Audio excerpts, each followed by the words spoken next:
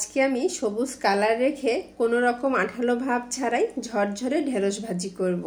আর সেটাই আপনাদের সাথে শেয়ার করব। আমার যে আপুরা নতুন সংসার জীবন শুরু করেছে তাদের জন্যই আমার আজকের এই রেসিপিটা।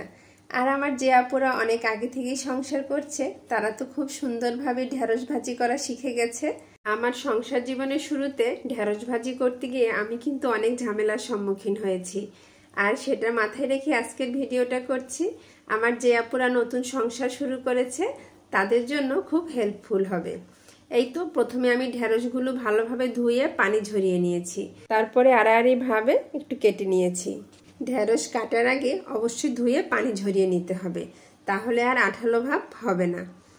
এই তো প্রথমে একটা ফ্রাই প্যান দিয়ে দিয়েছি, তারপরে পর্যাপ্ত পরিমাণ সয়াবিন তেল দিয়েছি। এই তেলটা কিন্তু একটু বেশি পরিমাণে লাগবে, আর একটু গরম করে নিতে হবে।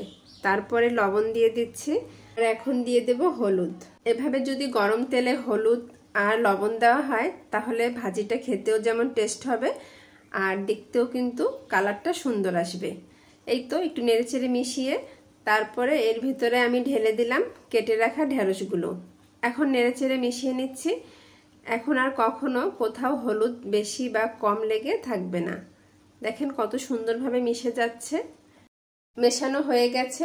এখন এর ভেতরে দিয়ে দেব মোটা মোটা করে পেঁয়াজ কুচি করে। এই ভাজিতে যদি একটু মোটা মোটা করে পেঁয়াজ কুচি দেওয়া যায় তাহলে কিন্তু খেতে ভালো লাগে, দেখতেও সুন্দর লাগে। এই তো আমি মোটা মোটা করে পেঁয়াজ কুচি করে এর ভেতরে দিয়ে দিয়েছি, আর দিয়ে দিয়েছি ফালি করে কাঁচামরিচ। এখন আমি নেড়েচেড়ে মিশিয়ে নিচ্ছি। ঢেঁড়স ভাজি রান্না করার সময় যদি সবুজ কালার রাখতে চান তাহলে ঢাকনা দিয়ে রান্না করা যাবে না, কারণ ঢাকনা দিয়ে রান্না করলে সবুজ কালারটা সবুজ থাকে না, তখন খুব গাঢ় একটি সবুজ কালার হয়ে যায়।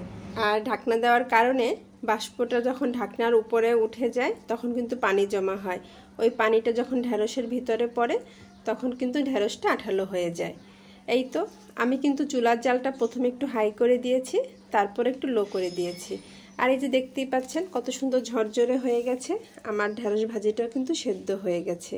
দেখেন মাশাআল্লাহ কত সুন্দর কালার এসেছে। এই ঢেঁড়স কিন্তু ভাজি, রান্না, ভর্তা সবভাবেই খাওয়া যায়।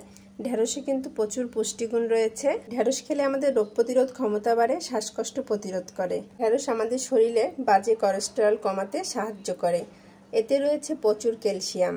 ঢেঁড়স ত্বকের বিষাক্ত পদার্থ দূর করে ব্রণ দূর করতে সাহায্য করে। সুস্থ থাকতে হলে ঢেঁড়স আমাদের খাদ্য তালিকায় অবশ্যই রাখতে হবে। আর আমার ভিডিওর এতক্ষণ পর্যন্ত যারা দেখেছেন তাদেরকে অনেক অনেক ধন্যবাদ। আপনারা একটু কষ্ট করে লাইক দিয়ে আমার পাশে থাকবেন, কমেন্ট করে আপনার মূল্যবান বক্তব্যটি জানিয়ে যাবেন। আল্লাহ হাফেজ।